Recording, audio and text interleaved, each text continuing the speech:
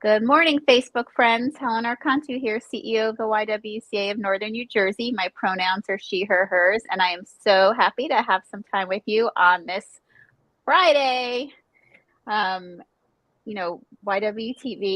it's been a great week as always, and so grateful to end the week on another really important conversation with two amazing women that are going to share some important work that they're doing and ways that we can all support it. So I'm so thrilled to be able to introduce you to our two guests today, Pooja Goel and Theresa Mata. Thank you both for joining us. Thank you so much. Thank you so much for having us. So I'm going to tell our viewers a little bit today about our conversation is going to focus on intimate partner violence, which very often we see as IPV when it's noted. We know that it disproportionately affects immigrant women. However, immigrant women do remain understudied and underserved as a population, and they are truly in need of culturally competent interventions that address their health and their safety needs. And so happy to have today's guests with us. They are from Johns Hopkins University, and they are here to share information about their very important research that is connected to the WeWomen Plus Project, an initiative that addresses the health disparities in minority women. Let me tell you a little bit about the background of our guests before we jump into this conversation. Pooja is a community outreach coordinator at Johns Hopkins University and working on the WeWomen Plus Project, managing all the outreach activities in the New York and New Jersey area. She is responsible for recruiting women participants for the study by using various enrollment strategies and also researching different organizations, nonprofits, and individuals who can support her by circulating the study on their respective platforms, which is why we're so glad that we are connected with her so that we can help with this important work. She is creating presentations on different social media platforms and organizing on-site screening activities at various health clinics, health fairs, and community events to create awareness.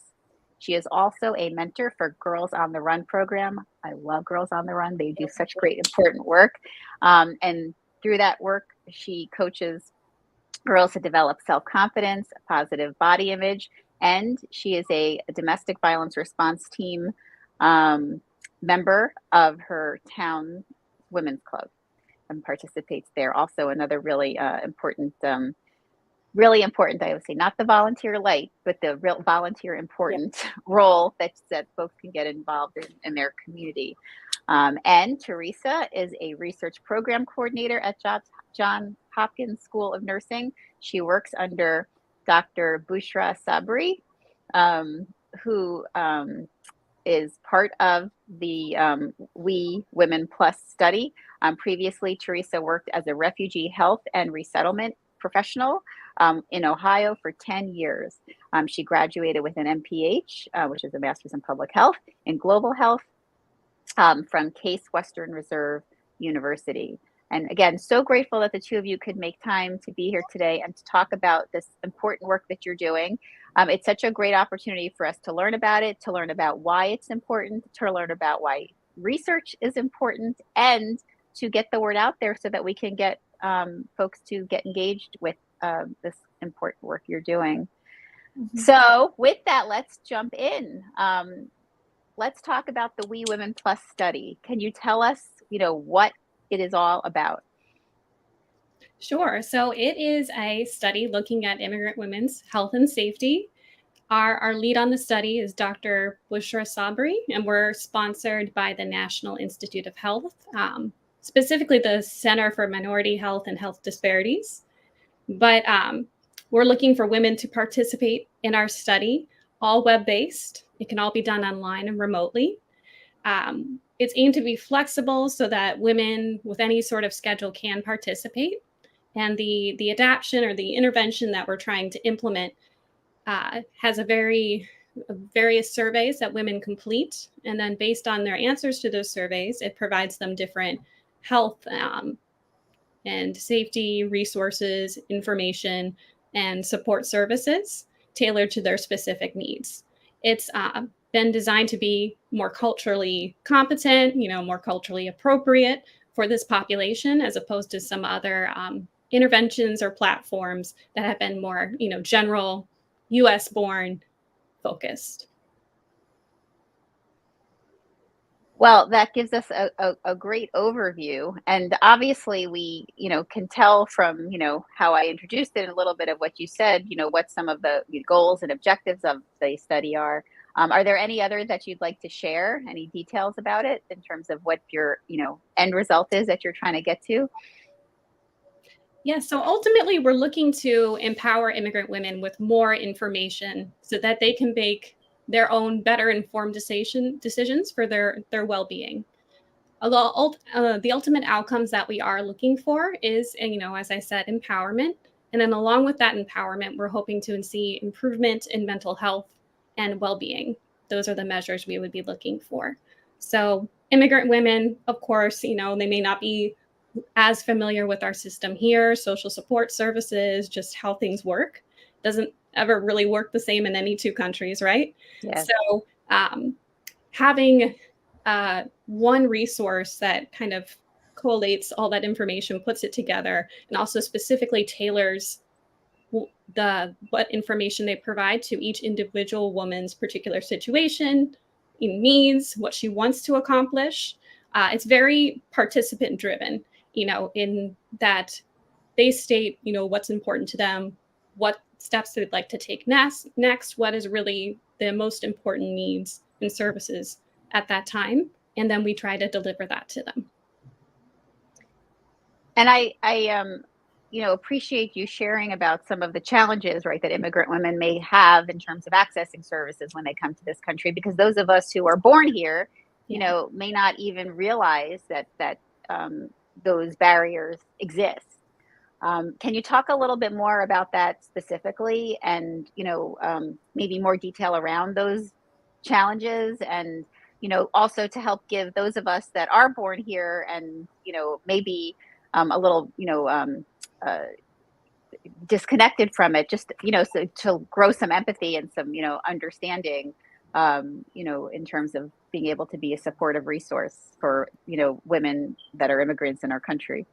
Right. So personally, I am born in the United States, so I'm still learning so many things every day about what not being born here might, how that leads to a different perspective, or some things that are different in different countries that I never would have considered. But working with refugees for 10 years, I certainly got a lot of introduction from many different perspectives and nationalities on what things might be confusing, what services did exist in the home country that don't really look the same way here, different customs and cultural traditions that aren't shared in the US as broadly. But Pooja, I'm sure, can speak much more to this issue, especially from a personal experience perspective. Yeah, actually, I am from India. So when I came over as an immigrant, there were personally a lot of challenges which I did experience, and I can really empathize with the women because we are coming to a foreign land. The culture is different, the environment is different, and we are first of all adapting to all those situations. We are learning actually everything start right from the beginning. So it's a huge challenge, and if or on top of that, if we face any issues with our partners, or as a general as a women, we face issues, so it is difficult to navigate. So I think so first of all, the awareness, we need to have that kind of awareness. Yes, the issues are there, which we are trying to, in fact, through our study, we are trying to raise that awareness. Yes, a lot of women do keep asking me, like, why do we need this thing? We are fine. But once they start filling in the questions, they really think, oh no, these are the things which we never thought that we are facing that. So that kind of awareness which we are creating, that women are recognizing that these are the issues and we need help. Sometimes we as women, we don't even ask for help. We say, oh, we are going to manage, and we are multitaskers, or all of us, whether we are born here or we are coming from a different country, we are always a multitasker. So we should actually give a pat on our back for that we try to manage so many things. So sometimes we don't even realize that these are the issues and we need help. So this is a platform which we are generating, and like everybody, like all the race ethnicities we are including. That's a reason we have named the study, like Dr. Sabri, who's the lead investigator in the study, like we women, like we're including everybody, because we know that we face a lot of challenges and we need help for that, the right help. Again, what we are like Teresa was mentioning, that we are tailoring the kind of help which we are giving to women according to whatever the issues are there or the cultural background. So that kind of right help is needed, right navigation. Sometimes we are just searching, we don't know where to go. So that kind of like specific help which we the study is able to provide, I think so that's a huge thing. And I think So, sometimes you don't realize what you're missing until you're in a situation, Yeah, right? yeah, yeah, yeah, And for so many immigrant women, they've left a large part of their support system behind when they came here. Of course, hopefully some came with them and they're building that here, but your network is so important, yeah. particularly if you get into, a more sensitive situation or issues, and you want to go to those people first to figure out where to go next. And if you don't have that many of those people, your options are more limited. Sorry, Helen, I interrupted. absolutely. No, no, no. I'm so glad that you added that piece. I mean, I think that it's, again, for those of us that are born here, again, we may not even, we take all this for granted because, we're raised in kind of learning, and obviously even in this country, it probably depends on your privilege as well, but you're raised in terms of learning what you and where what you have access to, where you can get it, and how you navigate all of that. But when you're, come to a different country, you really do, just to assimilate, work with what you have in front of you. And, may or may not, just because that is such a transition unto its own, Yep. not even go that next step for years, just because you're trying to, figure out the basics, let alone, other pieces that would be so important in terms of, keeping you healthy, keeping you strong, keeping you safe. So, what are some of the areas that this study will look like in terms of, you know, the, um, the pieces that you're evaluating with this study? What are some of the details for immigrant women that you're looking at? So the details, actually we are looking for their mental well-being. That is one of the important aspect which we are going to cover. And then the overall well-being, because nowadays, like, we are focusing a lot on the mental aspect, because if Yes. we are mentally sound, then we know that we are able to perform or able to work or give 100% to other things. Also physically also we are strong. So we are trying to create that kind of a network, social network, and that kind of a bond, or that kind of confidence in women. Yes, there is help for them if they are facing any kind of an issue, whether it is housing, whether it is financial, whether it is their mental well-being. So it's an overall well-being for women. And again, it will depend upon the kind of answers which we are going to receive once the women start filling in the survey. And then according to those questions and answers, we are going to then assess, and then we are going to send them the resources. And if Teresa, if you want to add a little bit more, you can go ahead and do No, that you too. stated it very well. It's really pretty comprehensive, the things Yeah. that are covered, one's job status, one's relationship status, one's, if it's a mother, how much support she has with her kids, or if she needs, support in providing housing, transportation. There's so many little things and barriers that can make such a large difference in all parts of a woman's life. And so we really try to look at all those things together in these surveys, really focusing, as Pooja said, on the well-being and that mental health aspect. And because empowerment is our focus, we want the women to drive what's important to them and how they want to go about getting there. And then our role is providing that information and access to resources so that they then can decide how they would like to proceed and hopefully improve their well-being. That's great. Planting the seeds, for sure. And I think, that it's such an interesting area of work because, in all of our countries, depending on your birth country, mental health and well-being are really looked at very differently in terms of on a scale of importance, right? Some Right. countries, we know, really make it a priority. and other countries, in this country, although we talk about it a lot, we don't always make it a priority in the workplace and, in some of, in certain settings, where obviously where women are very active. So it's interesting on so many levels to be able to evaluate the perceptions and then the realities, once they are here in this country. So curious about the name We Women. Where did that come from? Obviously, I can understand that it is so focused on women, but what's the origin of the study's name? We Women actually came. It's a.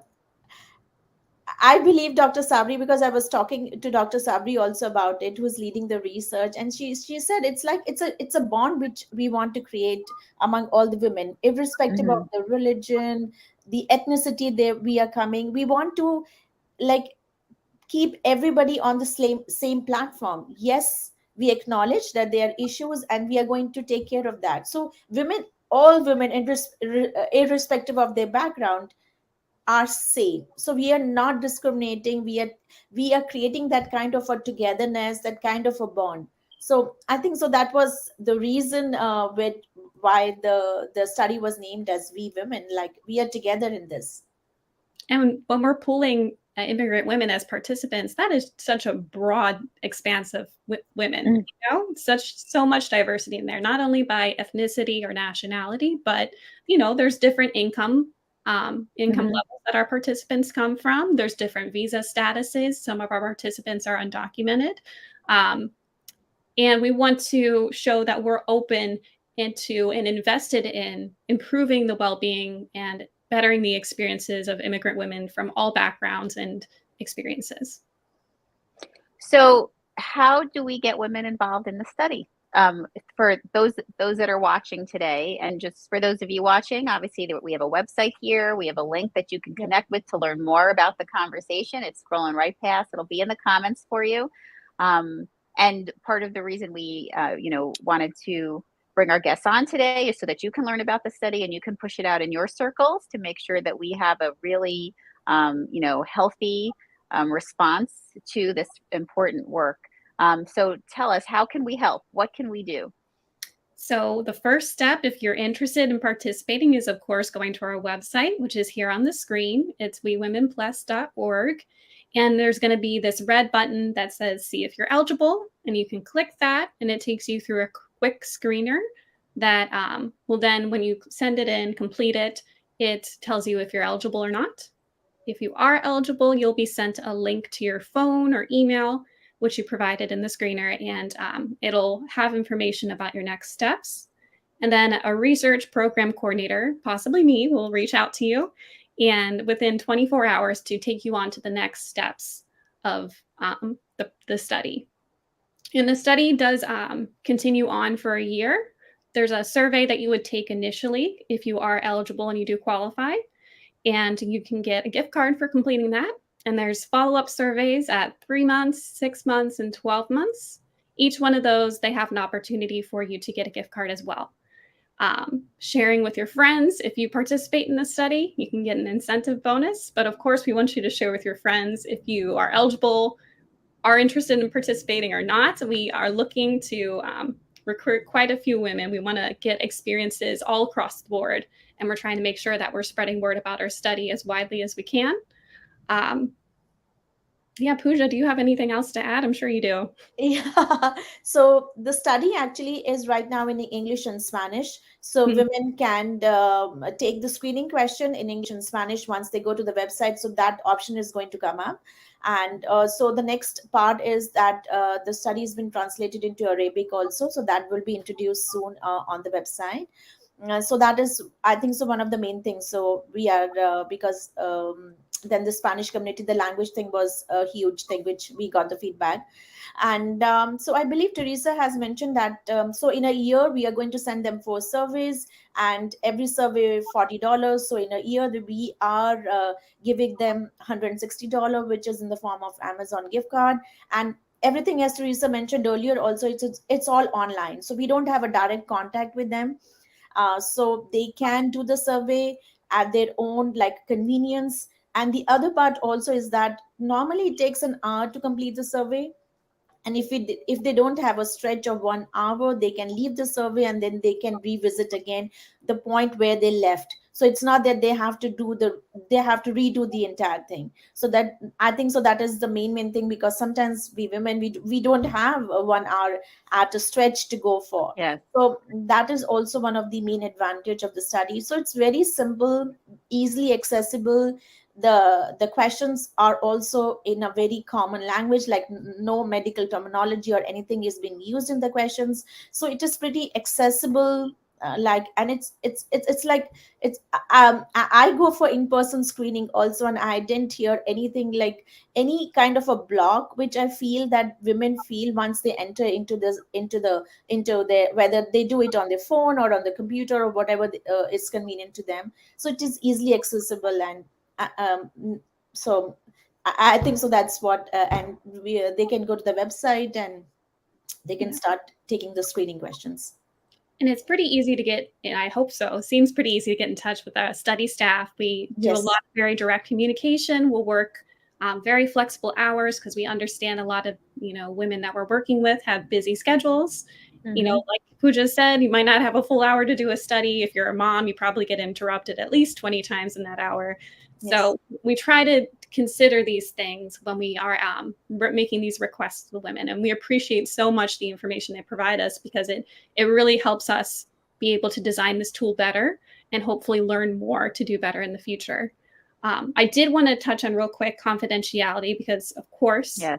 Yep. very important. All information is confidential. It's de-identified, so no identifying information. And we actually have a certificate of confidentiality from the NIH, National Institute of Health. So that means identifiable information cannot be shared outside of our study team, even with the police, justice system, or immigration. So this is just an important consideration I wanted women to know, so that they can feel we want all women of all statuses to feel comfortable participating and feel safe. Mm-hmm. That is so important, and I'm so glad that you, made sure to reinforce that point, because especially with the topic and the target Yep. population, this information is so important to collect, and it's so clear how empowering it will be once we're able to have the results of the study. And I'm sure just engaging in the process will be so eye-opening individually for the women who are able to participate.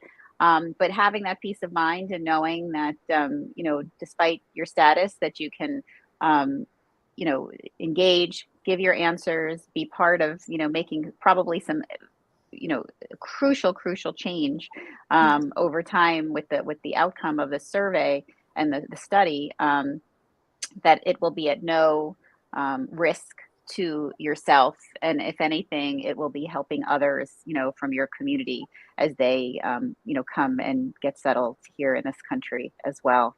So, I'd be remiss if I didn't take this opportunity before we leave each other to talk a little bit about the two of you as female researchers. We spend a lot of time at the YW with young women, Mm-hmm. trying to encourage them in really imagining anything as being, their opportunity for a career for the future, and for, women, that we can make changes at any point in our lives, or we don't have to stay on the path that we're on, and just knowing that there's other options. Can you tell us both a little bit about, your backgrounds, how you got into doing research? Because sometimes I think we, think about researchers as, men in lab coats, and, uh,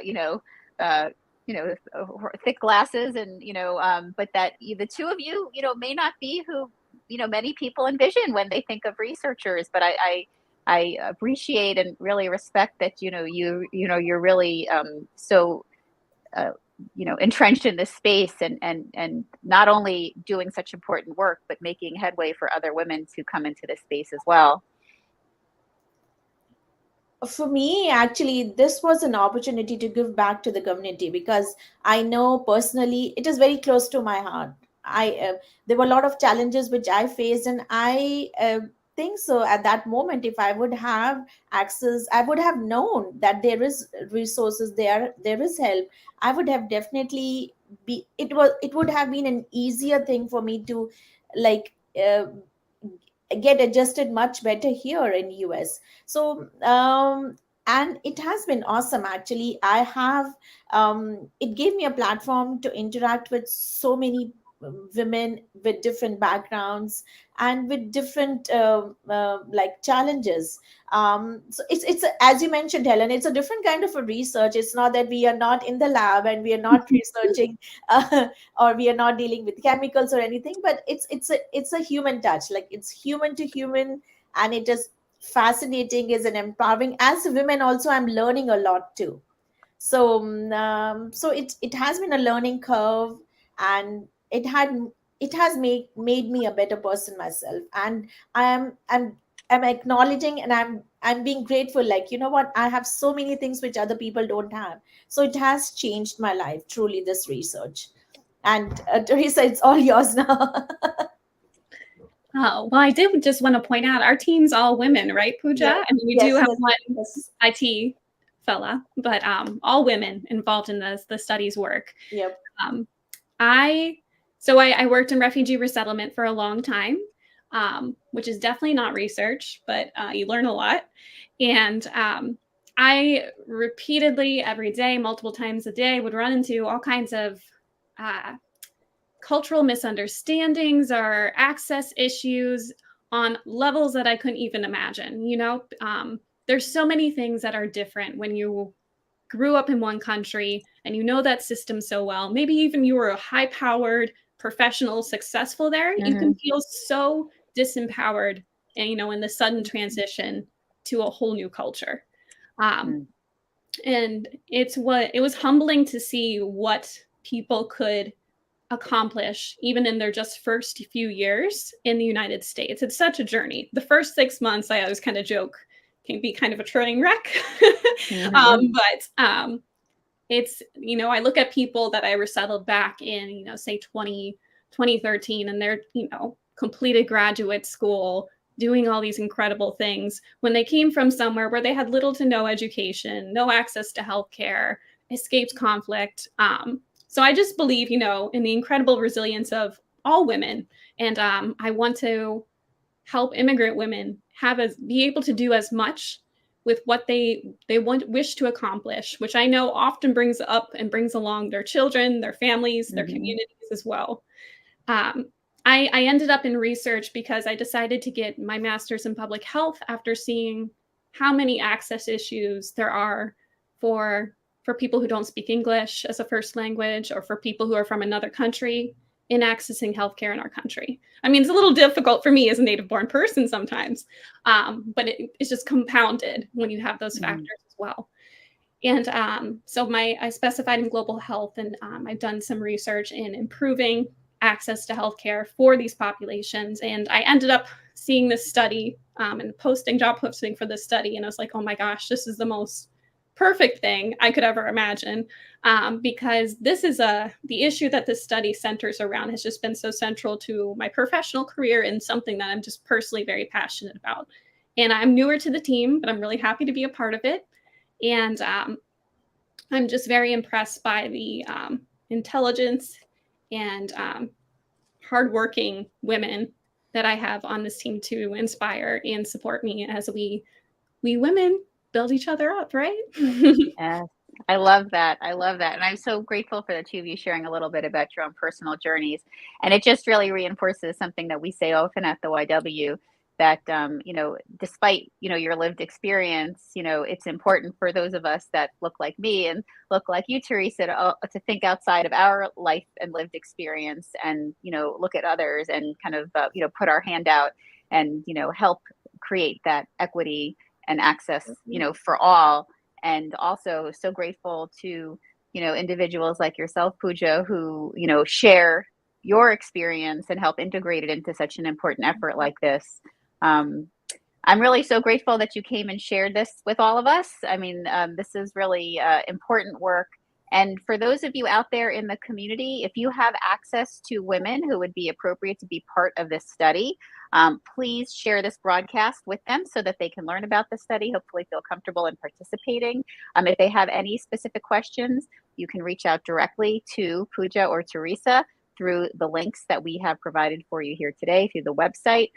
If you are attached to an organization that might have access to a large group of women that could participate in the study collectively, also please link with them. I'm sure that they would come out and talk to your group in a collective way, virtually or person, and be able to share so that we can get them engaged in the study as well. A large sample for sure, and a diverse sample is what really is going to give us great information, and it will really help make very important change, not policy change on a macro level, but also, and most importantly, individual change, so that women that are living around us again have access and equity and better lives because of participating in a study like this. So we thank you both so much for sharing such important information. So proud of the work you're doing and so grateful to be able to share it today. And we hope that we will be sharing it with our clients at the YW, in hopes of getting them engaged. And, we hope today helped get others to learn about it so that they can share it as well. Thank you so much, Helen. Yeah. Uh, it was like we really appreciate, and we are actually asking, like as you mentioned, your support and other people's support, because we want this study to reach every corner wherever women need help, need support, need that kind of a network. We want them to be in the study because it's a, like Johns Hopkins is providing a lot of good resources in this, and it can change or like the whole outlook, or the whole like personality of a woman. So we really want Absolutely. like women to enroll, and both Theresa and me and the entire team is available if you have any questions. And even Dr. Bushra Sabri, who is leading the research, she is easily accessible with any questions or any concerns. So if any organization they have any further questions, please do reach out, and we are happy to clarify or to provide any other information. Wonderful. Thank you both so much. And, we look forward to maybe having you back when the study is completed and hearing about the results, and Yes. also hearing about policy and other resources and support that we can provide in the community to help kind of take the results, and the findings to the next level. We're all in with you. We believe in what you're doing, and, couldn't be, more supportive of making sure that it is a success. Thank you. Thank you so much. Yeah. Thanks. And for our viewers, we wish you all a wonderful weekend. We know this is the weekend of Juneteenth, and we do hope that you are going to take some time to celebrate that in some way. There's so many amazing activities and events and festivals happening all around New Jersey. And the country, of course. But if you're, here in northern New Jersey with us in our YW footprint, we hope that you get out and celebrate Black culture, Black history and life, and just really coming together to honor all who came before us, and learning, and with that, hoping to create more empathy, understanding, and move us clearly more towards important equity and for all, but at the same time, just having a tremendous celebration as Juneteenth is. So we encourage you to do that. Also, I know it's Father's Day, so for those celebrating, we wish you wonderful celebrations there as well. And everyone have a fabulous weekend. We hope you join us next week for more engaging YWTV conversations. And make sure that you're staying connected to our website and our social media so that you can learn about all the great activities happening, whether it's summer camp for the kids in our community, whether it's for our Eureka program for women who want to start or are trying to keep their small businesses strong, especially non-white women. We want to make sure that you have all the resources and needs for your success. So please, no fee for that. Join our Eureka program. And of course, we have our senior fitness classes that are all virtual and a great opportunity for wellness, both mental and physical health, while you're safe and comfortable in your own home. and so much more, of course, but we encourage you to go to our website and learn about it. Have a great weekend, and thank you again to our guests today for sharing their important work, and make sure you go to that website and check it out. All right, take Thank care, you so much. everyone. Thank you. Bye-bye. Yeah, bye.